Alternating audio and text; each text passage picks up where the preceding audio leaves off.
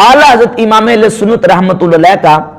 सुन्नियों को पैगाम देना जरूरी समझूंगा, ताकि आले सुन्नत अपने इमाम के पैगाम को अपने दिल दिमाग में जगह दें और अपना अकीदा इसके मुताबिक मजबूत रखें, और इस तरह के दीगर जितने इस दौर में फितने उठ रहे हैं उन फितनों से अपने अकीदे को, अपने ईमान को बचा के रखें। पहले तो यह समझें कि हमारा अहले सुन्नत व जमात का हुजूर के सहाबा इकराम के बारे में क्या अकीदा है। यह बात बिल्कुल दो टोक वाज़ेह है कि कोई सुन्नी हजरत अमीर मुआविया को हजरत अली के मुकाबले में खड़ा कर ही नहीं सकता। कोई सुन्नी कह ही नहीं सकता कि अमीर मुआविया की अजमत और मकाम हजरत अली के बराबर है या नऊज़ बिल्लाह हजरत अली से ज्यादा है। आले सुन्नत का अकीदा क्या है? इमाम अहले सुन्नत रहमतुल्लाह अलैह ने फतावा रज़विया की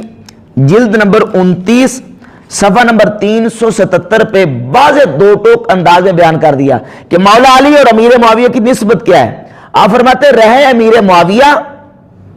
और हजरत मौला अली, फरमाते मौला अली के मकाम रफ़ी व शान मनी तक तो इनसे वो दूर दराज मंजिलें हैं जिन हजारों हजार रहवार बरकिरदार सबा रफ्तार थक रहे और कता ना कर सके। यानी मीर मुआविया की शान के घोड़े हजारों साल दौड़ते रहे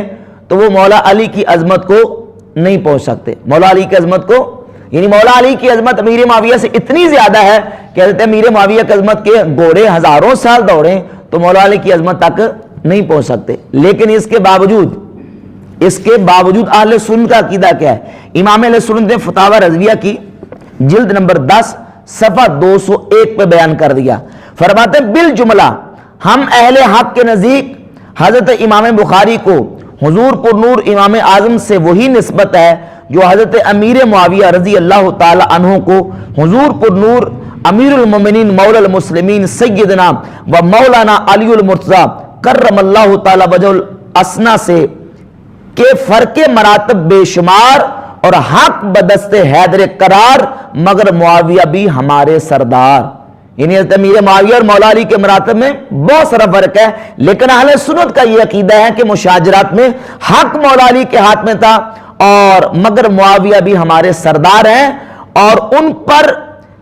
कार फुजार। अमीर मुआविया पे तान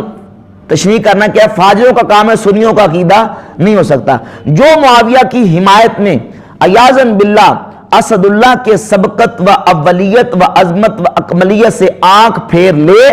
वो नासबी यजीदी, और जो अली की मोहब्बत में मुआविया की सहाबियत व निस्बत बारगाहे हजरत रसालत बुला दे वो शी ज़ैदी। यही रवश आदाब बेहम्दिल्लाह ताला हम अहले तवस्सुत व इत्दाल को हर जगह मलहूज रहती है। तो ये अहले सुन्नत का अकीदा इमाम अहले सुन्नत रहमतुल्लाह अलैह ने फतावा रज़विया की 10वीं जिल्द में बयान किया। और हजरत अमीर मुआविया और हजरत अली की जो आपस में जंग हुई, तला ज़ुबैर सय्यदा आयशा की आपस में जो जंग हुई, उसमें अहले सुन्नत का जो नजरिया और अकीदा है इमाम अहले सुन्नत रहमतुल्लाह अलैह ने बिल्कुल वाज़ेह तौर पर बयान किया। फरमाते हैं कि फतावा रज़विया की जिल्द नंबर 29 सफ़ा नंबर 335 रवाफिज का कौल किज़ब महज है, अकायद नामा में खताओ मुनकर बूद नहीं है बल्कि खताए मुनकर बूद। आले सुन्नत के नज़दीक अमीर मुआविया रज़ी अल्लाह ताला अन्हु की खताए इज्तिहादी थी। इज्तिहाद पर तान जायज़ नहीं। खताए इज्तिहादी दो किस्म है, मुकर्रर व मुनकर। मुकर्रर वो जिसके साहिब को उस पर बरकरार रखा जाएगा और उससे तारुज़ न किया जाएगा, जैसे हनफिया के नज़दीक शाफिउल मज़हब मुक्तदी का इमाम के पीछे सूरह फातिहा पढ़ना। और मुनकर वो जिस पर इनकार किया जाएगा जबकि इसके सबब कोई फितना पैदा होता हो, जैसे अजिल्ला असहाबे जमल रज़ी अल्लाह ताला अन्हुम के कती जनती हैं और उनकी खता यकीनन इज्तिहादी जिसमें किसी नाम सुन्नियत लेने वाले को महल्ले लब कुशाई नहीं, बई हमा उस पर इनकार लाजिम था जैसा अमीरुल मोमिनीन मौला अली करमल्लाहु ताला वजहुल करीम ने किया। बाकी मुशाजरात सहाबा रज़ी अल्लाह ताला अन्हुम में मुदाखलत हराम है। हदीस में है नबी करीम सल्लल्लाहु अलैहि वसल्लम फरमाते हैं जब मेरे सहाबा का जिक्र आए तो जुबान रोक लो, قریب ہے کہ میرے اصحاب سے کچھ لغزش ہوگی جسے اللہ بخش دے گا اس سابقہ کے سبب جو ان کو میری سرکار میں ہے، پھر ان کے بعد کچھ لوگ آئیں گے جن کو اللہ تعالیٰ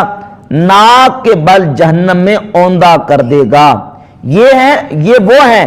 جو ان لغزشوں کے سبب صحابہ پر تان کریں گے۔ اللہ عز و جل نے تمام صحابہ سید عالم صلی اللہ علیہ وآلہ وسلم کو قرآن عظیم میں دو قسم کیا، مومنین قبل فتح مکہ وہ مومنین بعد فتح۔ اول کو دوم پر تفضیل دی اور صاف فرما دیا وَكُلًّا وَعَدَ اللَّهُ الْحُسْنَى، سب سے اللہ نے بھلائی کا وعدہ فرما لیا، اور ساتھ ہی ان کے افعال کی تفتیش کرنے والوں کا منہ بند فرما دیا وَاللَّهُ بِمَا تَعْمَلُونَ خبیر، اور اللہ خوب جانتا ہے جو کچھ تم کرنے والے ہو۔ بئی ہما وہ تم سب سے بھلائی کا وعدہ فرما چکا، پھر دوسرا کون ہے کہ ان میں سے کسی کی بات پر تان کرے؟ واللہ الہادی۔ بے شک امام مجتبی رضی اللہ تعالی عنہ نے امیر معاویہ رضی اللہ تعالی عنہ کو خلافت سپرد فرما دی، اور اس سے صلح و بندش جنگ مقصود تھی، اور یہ صلح و تفویض خلافت اللہ و رسول کی پسند سے ہوئی۔ رسول اللہ صلی اللہ علیہ وآلہ وسلم نے امام حسن کو گود میں لے کر فرمایا تھا، میرا یہ بیٹا سید ہے، میں امید کرتا ہوں کہ اللہ اس کے سبب سے مسلمانوں کے دو بڑے گروہوں میں صلح کرا دے گا۔ امیر معاویہ رضی اللہ تعالیٰ عنہ اگر خلافت کے اہل نہ ہوتے تو امام مجتبی ہرگز انہیں تفویض نہ فرماتے، نہ اللہ و رسول اسے جائز رکھتے۔ واللہ تعالی عالم۔ تو امام اہل سنت رحمۃ اللہ علیہ نے اہل سنت کا عقیدہ بیان کر دیا، اور ساتھ ہی اسی جلد کے صفحہ نمبر 280 پر امام اہل سنت رحمۃ اللہ علیہ نے بالکل واضح انداز میں سیدنا امیر معاویہ کے بارے میں اپنا عقیدہ بیان کیا۔ فرماتے ہیں یہ ہیں وہ کہ صحابہ کی لغزشوں پر گرفت کریں گے، ولہذا علامہ شہاب خفاجی رحمہ اللہ نے نسیم الریاض شرح شفاء امام قاضی عیاض میں فرمایا، جو امیر معاویہ پر تان کرے وہ جہنم کے کتوں سے ایک کتا ہے۔ واللہ یقول الحق ویہدی السبیل، اور اللہ تعالیٰ سچ فرماتا ہے اور سیدھے راستے کی طرف ہدایت دیتا ہے۔ واللہ تعالی عالم۔ تو امام اہل سنت رحمۃ اللہ علیہ نے اس عبارت میں بھی اپنا عقیدہ بالکل دو ٹوک واضح انداز میں پیش کر دیا۔ اعلیٰ عظیم البرکت رضی اللہ تعالی عنہ نے فتاوی رضویہ کی 5ویں جلد کے صفحہ نمبر 478 پر بھی سیدنا امیر معاویہ کے حوالے سے اپنا نظریہ بیان کیا اور جاہل لوگوں کے اعتراض کو دور کیا۔ فرماتے ہیں جیسے بعض جاہل بول اٹھتے ہیں کہ امیر معاویہ رضی اللہ تعالیٰ عنہ کی فضیلت میں کوئی حدیث صحیح نہیں،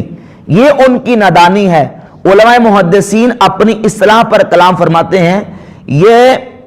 یہ بے سمجھے خدا جانے کہاں سے کہاں لے جاتے ہیں۔ عزیز و مسلم کے صحت نہیں، پھر حسن کیا کم ہے؟ حسن بھی نہ صحیح، یہاں ضعیف بھی مستحکم ہے، یہاں ضعیف بھی مستحکم ہے۔ اور اسی فتاوی رضویہ کی جلد 5 صفحہ نمبر 582 پر امام اہل سنت رحمۃ اللہ علیہ بیان فرماتے ہیں، بڑی واضح اور طویل عبارت ہے، انشاءاللہ میں پڑھ کے سناؤں گا تاکہ اہل سنت کا اور امام اہل سنت رحمۃ اللہ علیہ کی تعلیمات کا بیان واضح ہو جائے۔ فرماتے ہیں مشاجرات صحابہ میں تواریخ و سیر کی موحش حکایتیں قطعاً مردود ہیں۔ اب یہ لوگ اس طرح کی مردود روایتیں پڑھ کے صحابہ کرام پہ تان کرتے ہیں، تو امام علیہ السلام فرماتے ہیں افادہ 23 پر نظر تازہ کیجئے، وہاں واضح ہو چکا ہے کہ کتب سیر میں کیسے کیسے مجروحوں، مطعونوں، شدید الضعفوں کی روایات بری ہیں۔ وہیں قلبی رافضی متہم بالکذب کی نسبت سیرت عیون الاثر کا قول گزرا کہ اس کی غالب روایات سیر و تواریخ ہیں جنہیں علماء ایسوں سے روایت کر لیتے ہیں۔ وہیں سیرت انسان العیون کا ارشاد گزرا کہ سیر موضوع کے سوا ہر قسم ضعیف و سقیم و بے سند حکایات کو جمع کرتی ہے۔ پھر انصافاً یہ بھی انہوں نے سیر کا منصب بتایا جو اسے لائق ہے کہ موضوعات تو اصلاً کسی کام کے نہیں، انہیں وہ بھی نہیں لے سکتے، ورنہ بنظر واقع سیر میں بہت اکاذیب و اباطیل برے ہیں۔ کما لا یخفا، بہرحال فرق مراتب نہ کرنا، اگر جنون نہیں تو بد مذہبی ہے، بد مذہبی نہیں تو جنون ہے۔ سیر جن بالائی باتوں کے لیے ہے اس حد سے تجاوز نہیں کر سکتے، یعنی جن کاموں کے لیے یہ کتابیں ہیں بس ان کتابوں کو انہی کاموں میں استعمال کرنے چاہیے، ان سے زیادہ سے ان کو استعمال نہیں کرنا چاہیے۔ اس کی روایت مذکورہ کسی حیض و نفاذ کے مسئلے میں بھی سننے کی نہیں، نہ کہ معاذ اللہ ان واہیات و معضلات و بے سر و پا حکایات سے صحابہ اکرام حضور سید الانام علیہ وعلی آلہ وعلیہم افضل الصلاۃ والسلام پر تان پیدا کرنا، اعتراض نکالنا، ان کی شان رفیع میں رکھنے ڈالنا کہ اس کا ارتکاب نہ کرے گا مگر گمراہ، بد دین، مخالف و مداد حق کے مبین۔ آج کل بد مذہب، مریض القلب، منافق شعار ان جسافات سیر و خرافات تواریخ و امثالہا سے حضرات عالیہ خلفاء راشدین و ام المومنین و طلحہ و زبیر و معاویہ و عمر ابن العاص و مغیرہ بن شعبہ وغیرہم اہل بیت و صحابہ رضی اللہ تعالی عنہم کے متاعن مردودہ اور ان کے باہمی مشاجرات میں موحش و محمل حکایات بہودہ، جن میں اکثر تو سرے سے کذب و داہد اور بہت الحاقات ملعونہ روافظ چھانٹ لاتے اور ان سے قرآن عظیم و ارشادات مصطفیٰ صلی اللہ تعالی علیہ وسلم و اجماع امت و اساطین ملت کا مقابلہ چاہتے ہیں، یعنی وہ من گڑت اور اس طرح کی ضعیف قسم کی روایتیں لا کے قرآن و حدیث اور اجماع امت کے مقابلے میں پیش کرتے ہیں۔ بے علم لوگ انہیں سن کر پریشان ہوتے یا فکر جواب میں پڑتے ہیں۔ ان کا پہلا جواب یہی ہے کہ ایسے محملات کسی ادنا مسلمان کو گناہگار ٹھہرانے کے لیے مسموع نہیں ہو سکتے، نہ کہ ان محبوبان خدا پر تان جن کے مدائع تفصیلی خواہ اجمالی سے کلام اللہ و کلام رسول اللہ مالا مال ہیں جل جلالہ و صلی اللہ تعالی علیہ وسلم۔ امام حجت الاسلام مرشد الانام محمد غزالی قدس سرہ العالی احیاء العلوم شریف میں فرماتے ہیں، کسی مسلمان کو کسی کبیرہ کی طرف بے تحقیق نسبت کرنا حرام ہے۔ ہاں یہ کہنا جائز ہے کہ ابن ملجم شقی خارجی اشکل آخرین نے امیر المومنین مولا علی کرم اللہ وجہہ کو شہید کیا کہ یہ بتواتر ثابت ہے۔ حاشا للہ، اگر مورخین و امثالہم کی ایسی حکایات ادنا قابل التفات ہوں تو اہل بیت و صحابہ درکنار خود حضرات عالیہ انبیاء و مرسلین و ملائکہ مقربین صلوات اللہ تعالی و سلامہ علیہم اجمعین سے ہاتھ دھو بیٹھنا ہے کہ ان محملات مخذولہ نے حضرات سعاداتنا و مولانا آدم صفی اللہ و داؤد خلیفۃ اللہ و سلیمان نبی اللہ و یوسف رسول اللہ سے سید المرسلین محمد حبیب اللہ صلی اللہ تعالی علیہ وآلہ وسلم تک سب کے بارہ میں وہ ناپاک بہودہ حکایات محشہ نقل کی ہیں کہ اگر اپنے ظاہر پر تسلیم کی جائیں تو معاذ اللہ اصل ایمان کو رو بیٹھنا ہے، یعنی ان روایتوں کو اگر مان لیا جائے تو پھر ایمان باقی نہیں رہ سکتا۔ اگر صحابہ کے خلاف اس طرح کی روایتیں آئی ہیں تو اس طرح کی روایتیں تو نبیوں کے خلاف آئی ہیں، تو اگر ان روایتوں کی بیس اور بنیاد پر جو عقیدہ بنانا ہے تو پھر تو اس عقیدے کی بنیاد پر نعوذ باللہ ایمان بھی باقی، ان روایتوں کی بنیاد پر ایمان باقی نہیں رہ سکتا۔ ان ہولناک اباطیل کے بعض تفصیل ما رد جلیل کتاب مستطاب شفا شریف امام قاضی ایاز اور اس کی شروع وغیرہ سے ظاہر ہے۔ لا جرم آئمہ ملت و ناصحان امت نے تصریحیں فرما دی کہ ان جہال و دلال کے محملات اور سیر و تواریخ کی حکایات پر ہرگز کان نہ رکھا جائے، یعنی کوئی سنی اس طرح کی روایتیں اور اس طرح کی ضعیف اور محملات باتوں پر کان نہ دھرے، بلکہ اہل سنت کا جو اجماعی عقیدہ ہے اس پر اپنا عقیدہ مضبوط رکھے۔ آگے لکھتے ہیں کہ شفا و شروع شفا و مواہب و شرح مواہب و مدارج شیخ محقق وغیرہ میں بالاتفاق فرمایا، جسے میں صرف مدارج نبوت سے نقل کروں کہ عبارت فارسی ترجمہ سے غنی اور کلمات ائمہ مذکورین کا خود ترجمہ ہے۔ فرماتے ہیں رحمہ اللہ، اور میں اس کو ترجمہ پیش کروں گا، فرماتے ہیں نبی اکرم صلی اللہ علیہ وآلہ وسلم کی تعظیم و احترام در حقیقت آپ کے صحابہ کا احترام اور ان کے ساتھ نیکی ہے، اور ان کی اچھی تعریف اور رعایت کرنی چاہیے، اور ان کے لیے دعا و طلب مغفرت کرنی چاہیے، بالخصوص جس کی اللہ تعالیٰ نے تعریف فرمائی ہے اور اس سے راضی ہوا ہے،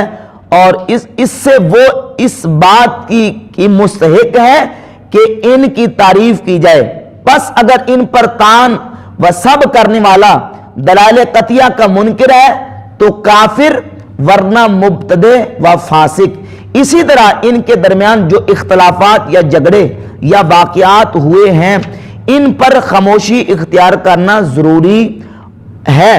اور ان اخبار و واقعات سے اعراض کیا جائے جو مورخین جاہل راویوں اور گمراہ و غلو کرنے والے شیعوں نے بیان کیے ہیں، اور بدعتی لوگوں کے ان عیوب اور برائیوں سے جو خود ایجاد کر کے ان کی طرف منسوب کر دیے، اور ان کے ڈگمگا جانے سے، کیونکہ وہ کذب بیانی اور افتراء ہے، اور ان کے درمیان جو محاربات و مشاجرات منقول ہیں ان کی بہتر توجیہ و تعویل کی جائے، اور ان میں سے کسی پر عیب یا برائی کا تان نہ کی جائے، بلکہ ان کے فضائل کمالات اور عمدہ صفات کا ذکر کیا جائے۔ کیا کیا جائے؟ حضور کے صحابہ کے مشاجرات میں کف لسان کیا جائے، اور ان کے فضائل اور کمالات اور عمدہ صفات میں ان کا تذکرہ اور ذکر کیا جائے، کیونکہ حضور علیہ السلام کے ساتھ ان کی محبت یقینی ہے، اور اس کے علاوہ باقی معاملات ظنی ہیں، اور ہمارے لیے یہی کافی ہے کہ اللہ تعالیٰ نے انہیں اپنے حبیب علیہ السلام کی محبت کے لیے منتخب کر لیا ہے۔ اہل سنت و جماعت کا صحابہ کے بارے میں یہی عقیدہ ہے، اس لیے عقائد میں تحریر ہے کہ صحابہ میں سے ہر کسی کا ذکر خیر کے ساتھ ہی کیا جائے، اور صحابہ کے فضائل میں جو آیات و احادیث عموماً یا خصوصاً وارد ہیں وہ اس سلسلہ میں کافی ہیں۔ تو میں نے یہ عبارات پڑھ کے اس لیے امام اہل سنت کی آپ کے سامنے رکھ دی ہیں کہ تاکہ جن کی رسائی کتابوں تک نہیں ہے وہ امام اہل سنت رحمۃ اللہ کا عقیدہ کہ جو آپ نے عقائد بیان کیے ان کے مطابق اپنا پختہ رکھ سکے، اور اس طرح کے جتنے فتنے صحابہ کرام کے خلاف اٹھ رہے ہیں ان فتنوں سے اپنے ایمان اور عقیدے کو بچا سکے۔ یہ امام اہل سنت کا، عوام اہل سنت اور اہل سنت تمام کے نام ایک پیغام ہے، جس پیغام کو نشر بھی کرنا چاہیے اور ہر سنی تک پہنچانا چاہیے۔ اللہ تعالی ہمیں صحیح معنوں میں اہل سنت کے عقیدے پر قائم و دائم رکھے۔